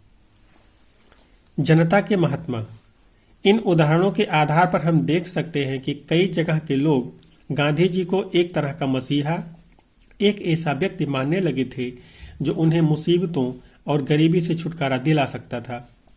गांधी जी वर्गीय टकरावों की बजाय वर्गीय एकता के समर्थक थे, परंतु किसानों को लगता था कि गांधी जी जमींदारों के खिलाफ उनके संघर्ष में मदद देंगे। खेतिहर मजदूरों को यकीन था कि गांधी जी उन्हें जमीन दिला देंगे। कई बार आम लोगों ने खुद अपनी उपलब्धियों के लिए भी गांधी जी को श्रेय दिया। आप लोग देख रहे हैं कि गांधी को किस स्तर पर स्वीकार किया जा रहा है कि लोग अगर खुद भी किसी उपलब्धि को हासिल कर रहे हैं तो उसका श्रेय भी महात्मा गांधी को ही दे रहे हैं। उदाहरण के लिए एक शक्तिशाली आंदोलन के बाद संयुक्त प्रांत वर्तमान उत्तर प्रदेश स्थित प्रतापगढ़ के किसानों ने पट्टेदारों की गैर कानूनी बेदखली को रुकवाने में सफलता पाली, परंतु उन्हें लगता था कि यह सफलता उन्हें गांधी की वजह से मिली है। कई बार गांधी का नाम लेकर आदिवासियों और किसानों ने ऐसी कार्रवाइयां भी की जो गांधीवादी आदर्शों के अनुरूप नहीं थी। हम देख रहे हैं कि गांधी के नाम पे लोगों ने बहुत सारे आंदोलन चलाए, बहुत सारी सफलताएं हासिल की और जिसमें गांधी का रोल नहीं था उसको भी गांधी को ही समर्पित कर दिया। और कहीं कहीं आदिवासियों ने और कुछ किसानों ने गांधी के आदर्शों के अनुरूप काम ना करके उसके विपरीत काम किया, लेकिन उसका भी श्रेय उन्होंने गांधी जी को ही दिया। 1922 से 1929 की घटनाएं। अब यहाँ पे हम देखेंगे कि 1922 से 1929 के बीच में क्या घटनाएं घटित हो रही हैं। महात्मा गांधी हिंसक आंदोलनों के विरुद्ध थे। इसी कारण फरवरी 1922 में जब किसानों की एक भीड़ ने चौरी चौरा पुलिस थाने पर हमला कर उसे जला दिया तो गांधी जी ने अचानक असहयोग आंदोलन वापस ले लिया। उस दिन 22 पुलिस वाले मारे गए, इसलिए किसान बेकाबू हो गए थे क्योंकि पुलिस ने उनके शांतिपूर्ण जुलूस पर गोली चला दी थी। अब यहाँ पे आप याद रखिए, जो चौरी चौरा कांड है वो 1922 में हो रहा है और इसी के वजह से, चौरी चौरा कांड की वजह से ही महात्मा गांधी ने अपना जो असहयोग आंदोलन है वो वापस ले लिया था। असहयोग आंदोलन खत्म होने के बाद गांधी जी के अनुयायी ग्रामीण इलाकों में रचनात्मक कार्य शुरू करने पर जोर देने लगे। चित्तरंजन दास और मोतीलाल नेहरू जैसे अन्य नेताओं की दलील थी कि पार्टी को परिषद चुनाव में हिस्सा लेना चाहिए और परिषदों के माध्यम से सरकारी नीतियों को प्रभावित करना चाहिए। अर्थात जब ये लोग सरकार के अंदर चले जाएंगे, सरकार के एक अंग के रूप में कार्य करने लगेंगे, तो कहीं ना कहीं वो अपने हिसाब से कानूनों को बनवा सकेंगे या कम से कम विधान परिषद के अंदर विरोध कर सकेंगे। 20 के दशक के मध्य में गांव में किए गए व्यापक सामाजिक कार्यों की बदौलत गांधीवादियों को अपना जनाधार फैलाने में काफी मदद मिली। 1930 में शुरू किए गए सबने अवज्ञा आंदोलन के लिए यह जनाधार काफी उपयोगी साबित हुआ। अर्थात सबने अवज्ञा आंदोलन कब शुरू हुआ, तो 1930 में शुरू किया गया। भारतीय कम्युनिस्ट पार्टी और हिंदुओं के संगठन राष्ट्रीय स्वयंसेवक संघ आरएसएस की स्थापना 20 के दशक के मध्य की दो महत्वपूर्ण घटनाएं थीं। भारत के भविष्य को लेकर इन पार्टियों की सोच में गहरा फर्क था। अपने अध्यापकों की सहायता से इनको विचारों के बारे में पता लगाएं। उसी दौरान क्रांतिकारी राष्ट्रवादी भगत सिंह भी सक्रिय थे। इस दशक के में कांग्रेस ने पूर्ण स्वराज का प्रस्ताव पारित किया। जवाहरलाल नेहरू की अध्यक्षता में 1929 में पारित किए गए इस प्रस्ताव के आधार पर 26 जनवरी 1930 को पूरे देश में स्वतंत्रता दिवस मनाया गया। अब यहाँ पे आपके लिए जो जानकारी है और जो आपको याद कर लेना है, रट लेना है, वो ये है कि जो एक तरह से पूर्ण स्वराज का प्रस्ताव पारित किया गया वो 1929 में पारित किया गया और किनके द्वारा पारित करवाया गया या किसने पेश किया था, तो वो जवाहरलाल नेहरू ने पेश किया था और इसी के आधार पर 26 जनवरी 1930 को पूरे देश में स्वतंत्रता दिवस मनाया गया। आगे आप देखेंगे कि 26 जनवरी को ही भारतीय संविधान लागू करने की तिथि के रूप में चुना जाता है, क्योंकि इसी दिन भारत में प्रथम स्वतंत्रता दिवस मनाया गया था 1930 में। इसी बीच में हम लोग देखते हैं कि 1927 में भारत में एक साइमन की अगुवाई में एक आयोग आता है जिसे हम लोग साइमन कमीशन के नाम से जानते हैं। ये भारत में आता है भारत के राजनीतिक भविष्य का फैसला करने के लिए, लेकिन इसकी दिक्कत ये थी कि इसमें कोई भी भारतीय प्रतिनिधि शामिल नहीं था। इसकी वजह से भारतीयों में असंतोष फैल जाता है कि साइमन कमीशन जो कि भारत के भविष्य का निर्धारण करने आ रहा है उसमें कोई भी भारतीय नहीं है, तो इसमें भारतीयों के साथ कैसे इंसाफ होगा।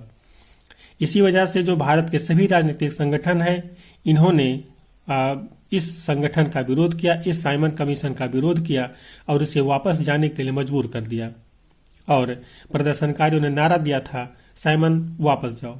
अर्थात इनका विरोध करते हुए प्रदर्शनकारियों ने नारा दिया था कि साइमन वापस जाओ, और आप लोग देखेंगे कि जो साइमन कमीशन है इसको वापस चला जाना पड़ता है और ये भारत में कोई भी कार्य अपना नहीं कर पाता। यहाँ पे हम लोग देखेंगे बहरे कानों को सुनाने के लिए धमाके की जरूरत होती है, इंकलाब जिंदाबाद। आपने इंकलाब जिंदाबाद का नारा जरूर सुना होगा। यह गरम दल के नेता भगत सिंह के द्वारा दिया गया नारा था, इंकलाब जिंदाबाद। उन्होंने कहा था कि ब्रिटिशों के बहरे कानों को अपनी आवाज़ सुनाने के लिए धमाकों की ज़रूरत है। इन्हीं के बारे में थोड़ी सी यहाँ पे हम लोग जानकारी लेते हैं। भगत सिंह और उनके साथियों जैसे क्रांतिकारी राष्ट्रवादी औपनिवेशिक शासन तथा अमीर शोषक वर्गों से लड़ने के लिए मजदूरों और किसानों की क्रांति चाहते थे। इस काम को पूरा करने के लिए उन्होंने 1928 में दिल्ली स्थित फिरोज शाह कोटला में हिंदुस्तान सोशलिस्ट रिपब्लिकन एसोसिएशन की स्थापना की थी। HSRA के सदस्यों ने लाला लाजपत राय पर लाठीचार्ज करने वाले सैंडर्स नामक पुलिस ऑफिसर की हत्या कर दी थी। इसी लाठीचार्ज के कारण बाद में लाला लाजपत राय की मृत्यु हो गई। आप लोग देखेंगे जो लाला लाजपत राय है, इनकी जो मृत्यु हुई थी, जो साइमन कमीशन आया था उसी के विरोध के क्रम में इन पर लाठीचार्ज हुआ था और बाद में इनकी मृत्यु हो गई थी। अपने साथी राष्ट्रवादी B.K. दत्त के साथ भगत सिंह ने 8 अप्रैल 1929 को केंद्रीय विधान परिषद में बम फेंका था। क्रांतिकारियों ने अपने पर्चे में कहा था कि उनका मकसद किसी की जान लेना नहीं बल्कि बहरों को सुनाना है। विदेशी सरकार को उसके द्वारा किए जा रहे भयानक शोषण से अवगत कराना था। इसी आरोप में भगत सिंह पर मुकदमा चलाया गया और 23 साल की उम्र में उन्हें फांसी पर चढ़ा दिया गया। अब आप लोग देखिए कि भारत की स्वतंत्रता के लिए भारत की दुर्दशा को देखते हुए किस तरह से एक 23 साल का नौजवान फांसी पर चढ़ जाता है केंद्रीय असेंबली में, केंद्रीय परिषद में बम फेंक करके, जिसमें वो बम इस तरह से फेंकते हैं किसी कोई भी हताहत ना हो, लेकिन और जो उनका अपना कार्य था, अपना जो सोच था वो सरकार तक पहुंचाना था कि वो किसी को नुकसान नहीं पहुंचाना चाहते, सिर्फ अपनी बात को बताना चाहते हैं कि वो किस तरह से उनका शोषण कर रहे हैं और इसी के जुर्म में इन्हें 23 साल की उम्र में फांसी पर चढ़ा दिया जाता है। यहाँ पे हम लोग देखते हैं कि स्वतंत्रता संघर्ष में महिलाएं, कर्नाटक की अंबाबाई, यहाँ पे हम देख रहे हैं कि स्वतंत्रता संघर्ष में महिलाओं ने किस प्रकार से हिस्सा लिया था। तो देखेंगे राष्ट्रीय आंदोलन में अलग अलग पृष्ठभूमि वाली बहुत सारी महिलाओं ने हिस्सा लिया। युवा और वृद्ध, अकेली और विवाहित, ग्रामीण और शहरी, रूढ़िवादी और उदारवादी, सभी तरह के माहौल से आने वाली महिलाएं आंदोलन में शामिल हुईं। स्वतंत्रता संघर्ष, महिला आंदोलन और स्वयं उनके लिए भी यह हिस्सेदारी बहुत महत्वपूर्ण थी। अगर आपको याद हो तो हमने पीछे पढ़ा था कि जब महिलाओं के लिए मताधिकार की बात हो रही थी कि महिलाओं को मताधिकार मिलना चाहिए, तो उस समय महिलाओं से ये वादा किया गया था कि अभी आप लोग अपना जो ध्यान है वो इस बात पे लगाइए कि भारत को स्वतंत्रता मिले। जैसे ही भारत को स्वतंत्रता मिलेगी आपको मताधिकार दे दिया जाएगा। तो यहाँ पे देखिए कि जो महिलाएं हैं वो भारतीय राष्ट्रीय आंदोलन में हिस्सा ले रही हैं। अंग्रेज अफसरों और भारतीय राष्ट्रवादियों दोनों को लगता था कि महिलाओं की सहभागिता ने राष्ट्रीय संघर्ष को जबरदस्त ताकत दी है। स्वतंत्रता आंदोलन में हिस्सेदारी के कारण महिलाएं घरों से बाहर आने लगी थीं। इसने उन्हें विभिन्न व्यवसायों व शासन में जगह दिलाई और पुरुषों के साथ समानता का मार्ग प्रशस्त किया। महिलाओं के लिए सहभागिता का क्या अर्थ था? इसकी सबसे अच्छी अभिव्यक्ति उन्हीं के शब्दों में देखी जा सकती है। कर्नाटक की अंबाबाई का विवाह 12 साल की उम्र में कर दिया गया। 16 साल की उम्र में वह विधवा हो गईं। उन्होंने उडुपी के विदेशी कपड़ों और शराब की दुकानों की घेराबंदी की। उन्हें गिरफ्तार किया गया और सजा दी गई। रिहा होने पर उन्हें दोबारा गिरफ्तार किया गया। जब भी वह जेल से बाहर होती, सभाओं में भाषण देती, बुनाई कताई सिखाती, प्रभात फेरियों का आयोजन करती। प्रभात फेरी का मतलब होता है कुछ लोगों को साथ लेकर के गांव की पगडंडियों पर जा करके, गांव के अलग अलग हिस्सों में जा करके लोगों को जागरूक करना, या सुबह के समय ही लोगों से जनसंपर्क करना। अंबाबाई इन्हें अपने जीवन के सबसे सुखद क्षण मानती थीं, क्योंकि ऐसे क्षणों में उन्हें एक नया मकसद और प्रतिबद्धता दिखाई देती थी। आप लोग देखिए किस तरह से एक महिला, जिस वक्त भारत में महिलाओं की कोई इज्जत नहीं थी, महिलाओं को एक तरह से इज्जत के भाव से नहीं देखा जाता था, उस समय एक महिला भारतीय स्वतंत्रता संघर्ष में कितने बढ़ चढ़कर भाग ले रही है और अन्य लोगों को भी प्रेरणा दे रही है कि वो इस संघर्ष में भाग लें। साथ ही इसके कारण वो जेल भी काट रही है। आंदोलन में हिस्सेदारी के अपने अधिकार को मनवाने के लिए महिलाओं को काफ़ी जद्दोजहद करनी पड़ी। अभी आपसे हमने कहा कि उस वक्त महिलाओं को कितनी बुरी नज़र से देखा जाता था और अभी वो स्वतंत्रता संघर्ष में हिस्सा ले रही हैं, तो जल्दी उनके इस प्रयास को कोई नहीं मानेगा। उन्हें इसके लिए बहुत ही ज़्यादा मेहनत करनी पड़ेगी। उदाहरण के लिए नमक सत्याग्रह के दौरान शुरुआत में खुद महात्मा गांधी भी महिलाओं की हिस्सेदारी के समर्थन में नहीं थी।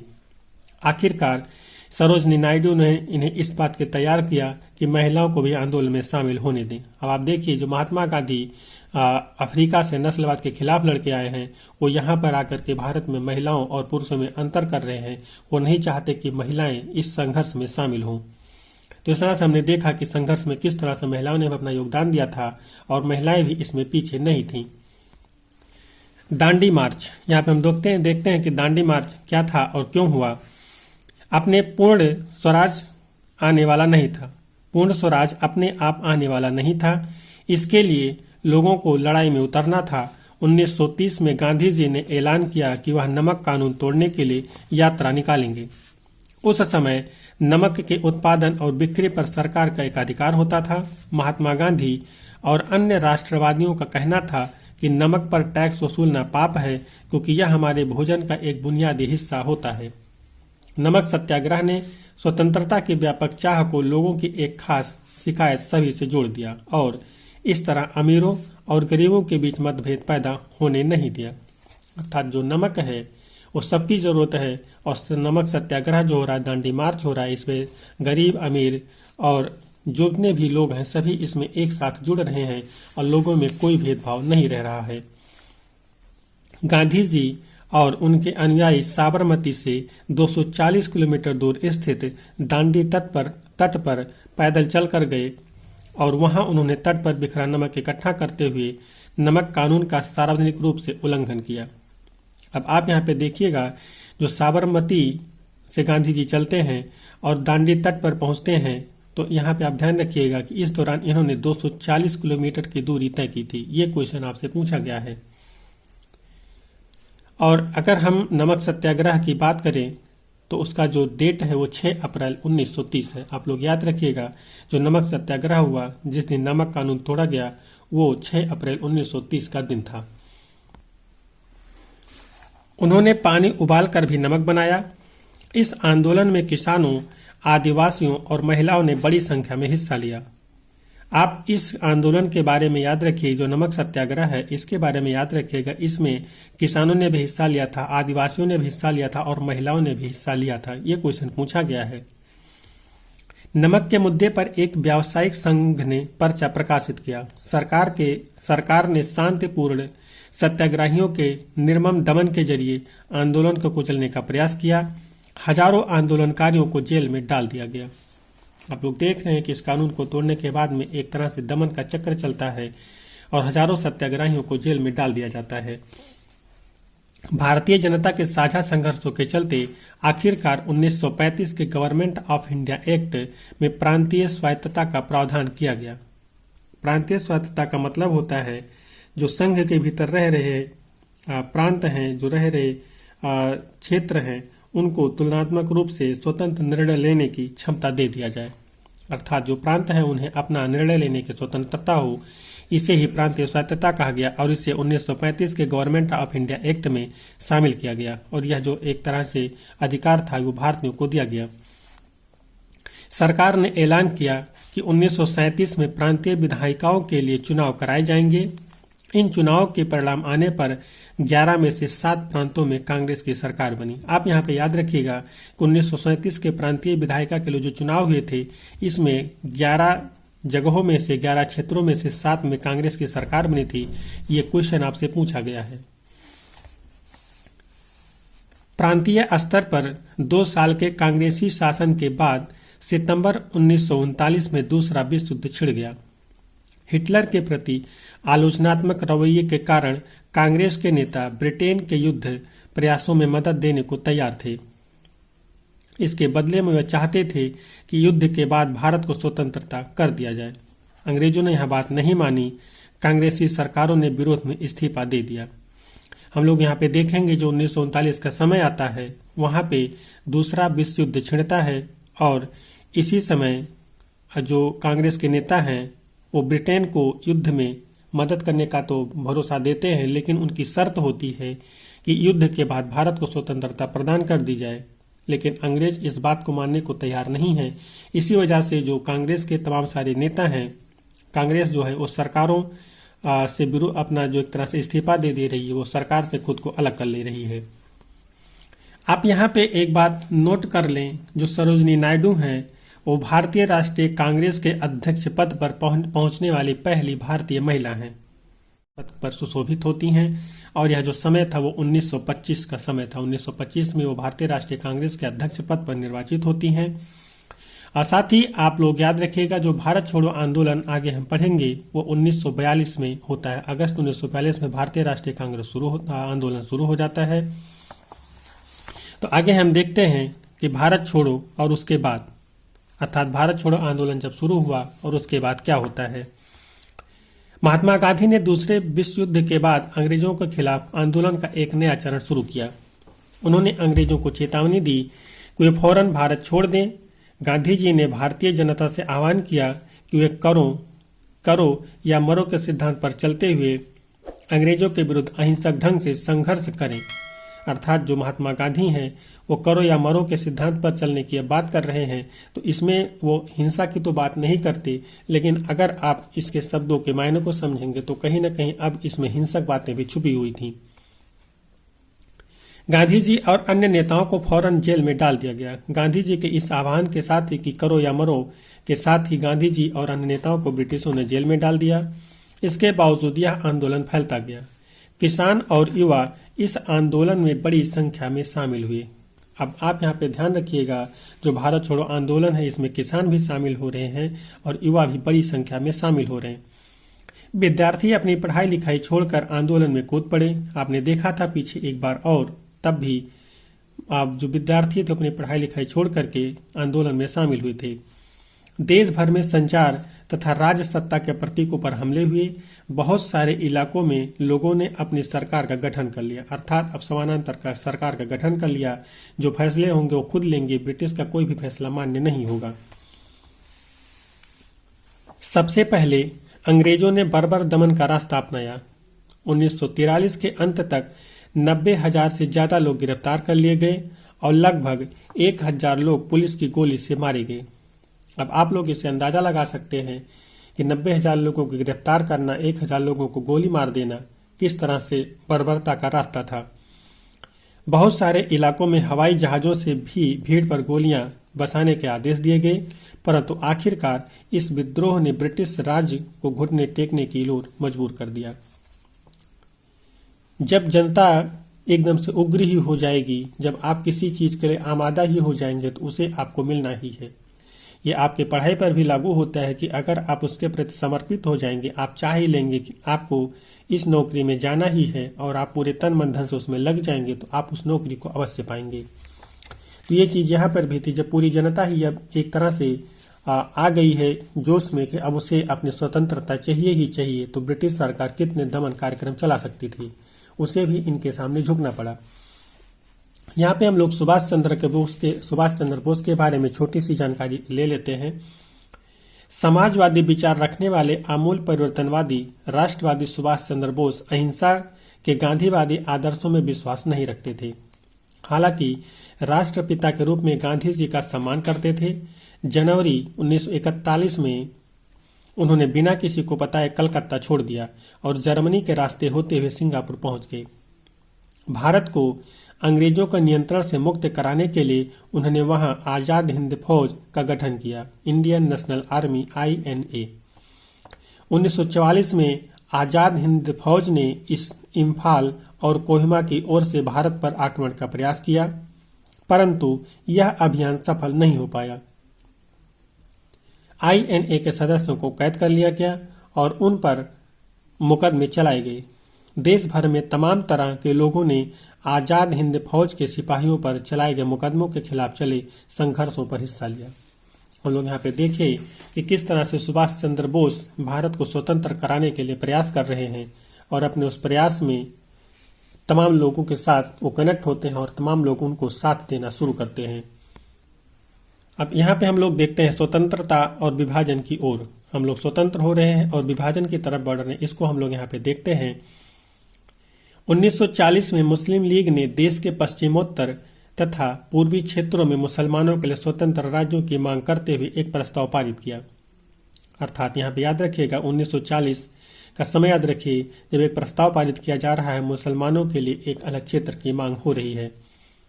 इस प्रस्ताव में विभाजन या पाकिस्तान का जिक्र नहीं किया था। मुस्लिम लीग ने उपमहाद्वीप के मुसलमानों के लिए स्वायत्त व्यवस्था की मांग क्यों की थी? 1930 के दशक के आखिरी सालों में लीग मुसलमानों और हिंदुओं को अलग अलग राष्ट्र मानने लगी थी, जो मुसलमान हैं, मुस्लिम संगठन हैं, वो मानने लगे हैं कि मुसलमान और हिंदू जो अलग अलग राष्ट्र हैं, उनको एक साथ वो नहीं मानती है।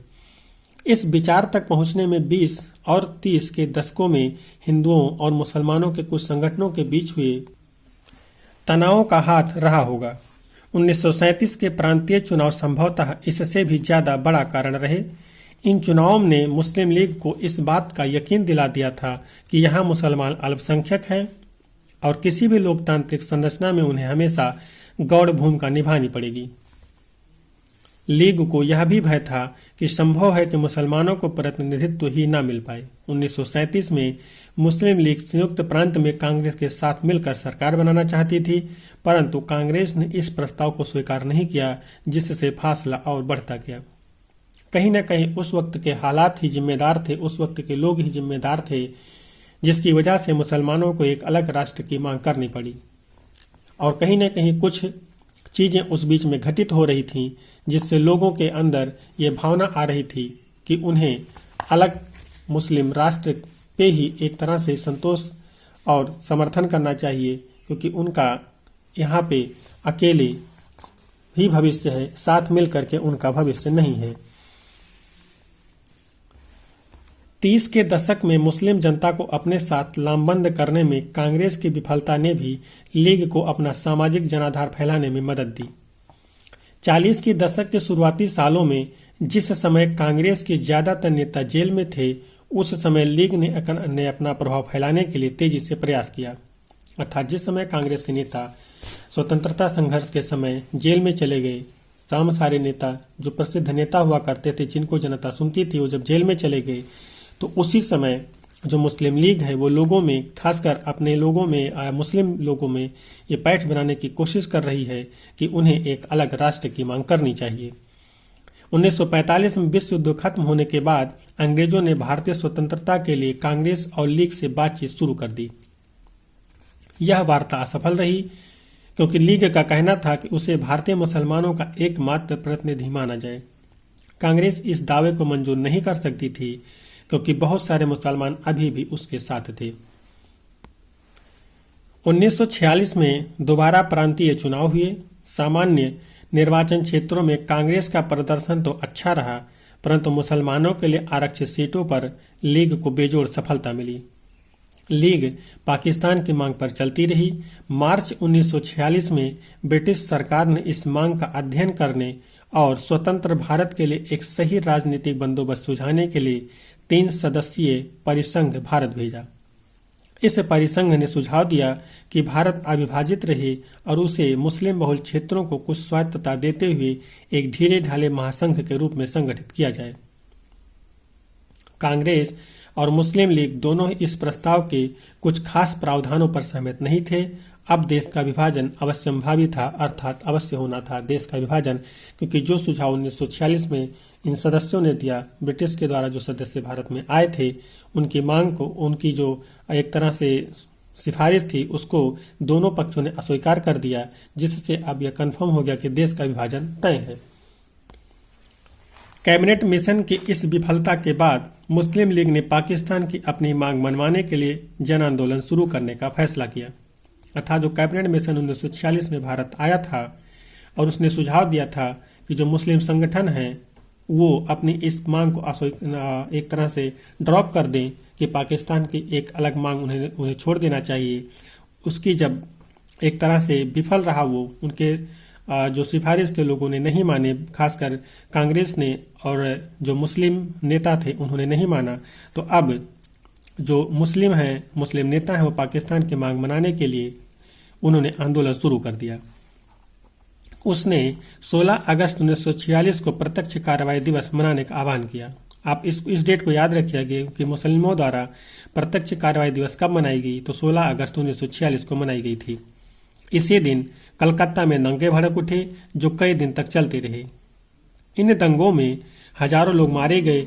मार्च 1947 तक उत्तर भारत के विभिन्न भागों में भी हिंसा फैल गई। अर्थात जो हिंसा थी ये 1947 तक भारत के अलग अलग क्षेत्रों में फैल गई, और यही हिंसा जो थी वो पाकिस्तान की मांग पर शुरू हुई थी।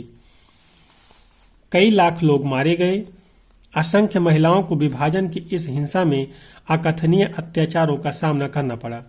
करोड़ों लोगों को अपने घर बार छोड़कर भागना पड़ा। अपने मूल स्थानों से बिछड़ कर ये लोग रातों रात अजनबी जमीन पर शरणार्थी बनकर रह गए। विभाजन का नतीजा यह भी हुआ कि भारत की शक्ल सूरत बदल गई, उसके शहरों का माहौल बदल गया और एक नए देश पाकिस्तान का जन्म हुआ। इस तरह ब्रिटिश शासन से स्वतंत्रता का यह आनंद विभाजन की पीड़ा और हिंसा के साथ हमारे सामने आया। इस तरह से हमने देखा कि भारत का जो विभाजन था वो हो गया। भारत दो भागों में, पाकिस्तान और भारत के रूप में विभाजित हो गया। लेकिन अब भारत को स्वतंत्रता मिल चुकी थी और भारत अब अपना जो शासन था स्वयं चलाने के काबिल हो चुका था। यहाँ पे हम लोग छोटी छोटी कुछ नेताओं के बारे में जानकारियाँ देख लेते हैं। यहाँ हम देखते हैं कि मौलाना आज़ाद जो हैं, इनके बारे में हमें क्या जानकारी यहाँ पे दी गई है। तो जो मौलाना आज़ाद का जन्म मक्का में हुआ था, उनके पिता बंगाली और माँ अरब मूल की थी। बहुत सारी भाषाओं के जानकार आज़ाद इस्लाम के विद्वान और वहादते दीन यानी सभी धर्मों की बुनियादी एकता के हिमायती थे, अर्थात सभी धर्मों को एक साथ मिलकर रहने की हिमायत करते थे। गांधीवादी आंदोलनों में हमेशा सक्रिय रहने वाले और हिंदू मुस्लिम एकता के पक्के हिमायती थे। उन्हें जिन्ना के दो राष्ट्र सिद्धांत का विरोध किया था, अर्थात जो मौलाना आज़ाद थे, इन्होंने जिन्ना के दो राष्ट्र सिद्धांत का विरोध किया था। दूसरा हम लोग देखते हैं जो राजगोपालाचारी हैं, इनके बारे में। वयोवृद्ध राष्ट्रवादी और दक्षिण में नमक सत्याग्रह के नेता सी राजगोपालाचारी 1947 में बनी अंतरिम सरकार के सदस्य थे और स्वतंत्र भारत के पहले भारतीय गवर्नर जनरल थे। उन्हें लोग राजा जी के नाम से जानते थे। अब यहाँ पे आप लोग ध्यान रखिएगा, जो स्वतंत्र भारत के पहले भारतीय गवर्नर जनरल हैं वो सी राजगोपालाचारी हैं। आगे हम लोग सरदार वल्लभ भाई पटेल के बारे में छोटी सी जानकारी देखते हैं। आज़ादी के लिए चली वार्ताओं में एक अहम भूमिका अदा की थी। जो 1945 से 47 के बीच में आज़ादी के लिए वार्ता चल रही थी, उसमें इन्होंने बहुत ही महत्वपूर्ण भूमिका अदा की थी। पटेल नादियाड़ गुजरात के एक गरीब किसान व्यवसायी परिवार से थे। 1918 के बाद स्वतंत्रता आंदोलन की अगली कतार में रहने वाले पटेल 1931 में कांग्रेस के अध्यक्ष भी रहे। सरदार पटेल जो थे 1931 में भारतीय राष्ट्रीय कांग्रेस के अध्यक्ष भी बने थे। यहाँ पे हम लोग देखते हैं कि मोहम्मद अली जिन्ना के बारे में छोटी सी जानकारी। 1920 तक हिंदू मुस्लिम एकता के समर्थन में सक्रिय रहे जिन्ना ने लखनऊ समझौता करवाने में एक अहम भूमिका अदा की थी। 1934 के बाद उन्होंने मुस्लिम लीग को पुनर्जीवित किया और अंत में वे पाकिस्तान की स्थापना के सबसे मुख्य प्रवक्ताओं की कतार में जा पहुंचे। अर्थात जो पाकिस्तान की स्थापना थी, पाकिस्तान की मांग थी, उसमें जो प्रमुख नाम था वो मोहम्मद अली जिन्ना का था। यहाँ पे हम लोग देखेंगे खान अब्दुल गफ्फार खान के बारे में। ये उत्तर पश्चिमी सीमा प्रांत के प्रमुख पश्तून नेताओं में से एक थे। यहाँ पे हम लोग इनके बारे में देख रहे हैं कि उत्तर पश्चिमी सीमा प्रांत के जो प्रमुख नेता पश्तून नेता हैं उनमें से एक थे। गफ्फार खान को बादशाह खान के नाम से भी जाना जाता था। वह खुदाई खिदमतगार संगठन के संस्थापक थे, अर्थात खुदाई खिदमतगार संगठन के संस्थापक कौन थे? तो खान अब्दुल गफ्फार खान थे। यह उनके प्रांत के पठानों में लोकप्रिय शक्तिशाली अहिंसक आंदोलन था। बादशाह खान भारत विभाजन के सख्त खिलाफ थे। उन्होंने 1947 में इस फैसले को पर मंजूरी देने के लिए कांग्रेस के अपने साथियों की भर्त्सना की थी, अर्थात उसकी आलोचना की थी। 1947 में जब कांग्रेस ने इस फैसले को मंजूरी दिया कि भारत का विभाजन हो जाए, उसकी इन्होंने आलोचना किया था। तो इस तरह से हमने इस चैप्टर को अपने एंड कर लिया, जिसमें हमने भारत के स्वतंत्रता की एक झलक देखा कि कैसे भारत स्वतंत्र हो रहा है, कैसे लोग तमाम यातनाएं सह करके भारत को स्वतंत्र करा रहे हैं, कैसे अलग अलग वर्ग इस स्वतंत्रता संघर्ष में शामिल हो रहा है। अब हम लोग आ पहुंचे हैं इस चैप्टर के क्वेश्चन पे। तो आप लोग इन चैप्टर के क्वेश्चन को याद करिए और देखिए और इस पे लिखने का प्रयास करिए। और लिखने के क्रम में जैसा कि मैं आपसे बार बार बोलता हूं कि लिखना आपके लिए ज़रूरी है। लिखने से आपके जो विचारों में एक तरह से शार्पनेस आती है, वही विचार आपके बाहर निकल के आते हैं जो लिखने के क्रम में ज़रूरी होते हैं। या क्वेश्चन की जो डिमांड होती है आप उसी पर लिख पाते हैं जब आप लिखने का प्रैक्टिस करते हैं। अगर आप कभी अचानक से लिखना शुरू करेंगे तो आप उन चीज़ों को नहीं लिख पाएंगे जो आपको लिखना चाहिए। इसलिए आप रेगुलर थोड़ा थोड़ा करके ही लिखते रहिए, लिखना बहुत ही ज़रूरी है। तो इस तरह से हमने यहाँ पे देखा कि हमारे क्वेश्चन भी यहाँ पे समाप्त होते हैं। आपको अपना होमवर्क करना चाहिए। होमवर्क का मतलब क्वेश्चन आपको लिखना चाहिए। इसी आशा और विश्वास के साथ कि आपको हमारा ये क्लास पसंद आ रहा होगा, आप हमारे क्लास को शेयर कर रहे होंगे। NCERT रीडिंग देखने में जितना आसान लगता है, करने में उतना आसान नहीं है। आप सोचते रह जाते हैं कि NCERT हमको पढ़ना चाहिए, लेकिन आप पढ़ नहीं पाते। उसी प्रयास के तहत, उसी दिक्कत को दूर करने के लिए हम आपके साथ NCERT की रीडिंग कर रहे हैं। आप लोग भी इसके साथ रीडिंग करते रहिए। इससे आप धीरे धीरे करके NCERT को कंप्लीट कर ले जाएंगे और आपको NCERT की महत्ता समझ में आएगी। तो चलिए, इस आशा और विश्वास के साथ कि आप अपने पढ़ाई में निरंतर बने हुए होंगे, स्वस्थ होंगे, मिलते हैं अगले वीडियो में। तब तक के लिए जय हिंद।